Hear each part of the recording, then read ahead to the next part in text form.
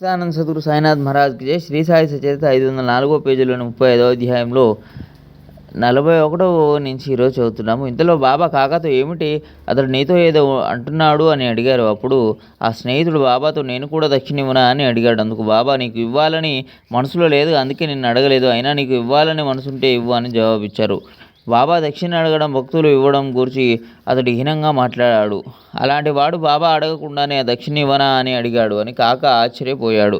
నీకు ఇవ్వాలని ఉంటే ఇవ్వు అన్న బాబా మాటలకు మిత్రుడు వెంటనే 17 రూపాయలను బాబా అడగకుండానే వారి చరణాలకు సమర్పించాడు. తర్వాత బాబా అతనితో పొదువుగాని లేరా, ఒక క్షణం కూర్చో అని అతని భేదభావాన్ని తొలగించడానికి మధురంగా ఉపదేశించారు.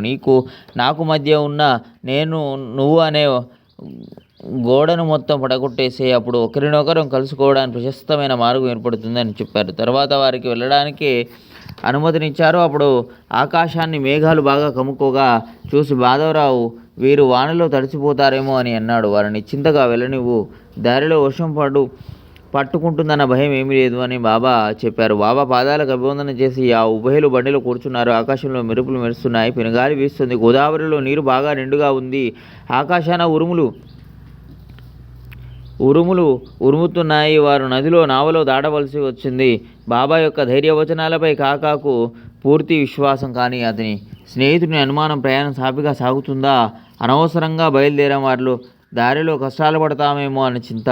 కానీ వారు సుఖంగా వెళ్ళి రైలు బండిలోకి ప్రవేశించాక మేఘాలు బాగా వర్షించాయి. నిర్భయంగా వారు ముంబై చేరారు. కాకా స్నేహితుడు ఇంటికి వెళ్ళే కిటికీ తలుపులు తెరచూడగా గదిలో చిక్కుకున్న పిచ్చుకల్లో 2 పిచ్చుకలు చచ్చిపడి ఉన్నాయి. ఒకటి మాత్రం ఎగిరిపోయింది. ఆ దృశ్యాన్ని చూసి అతనికి చాలా బాధ కలిగింది. ఆహారం లేక పాపం వాని ప్రాణాలు పోయినాయి.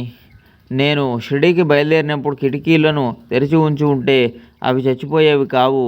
నా మూలంగా అవి చచ్చిపోయాయి. ఇప్పుడు ఎగిరిపోయిన దానికోసమే బహుశా బాబా ఆతురతతో ఇవాళ తిరిగి రావడానికి సమ్మతించారు. లేకపోతే ఇది కూడా చచ్చిపోయేదే.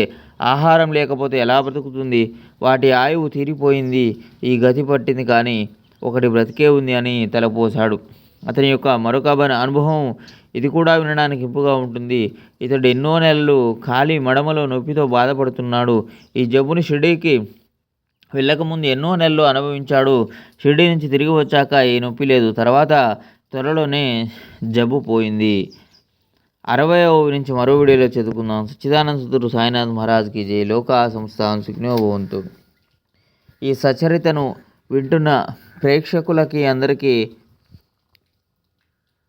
అనారోగ్యం ఏమైనా ఉంటే తొలగించి ఆరోగ్యాన్ని కలిగించమని కోరుతూ సచ్చిదానంద సద్గురు సాయినాథ్ మహారాజ్కి జై. లోకా సంస్థాన్ సుఖినో భవంతు. శాంతి శాంతి శాంతి.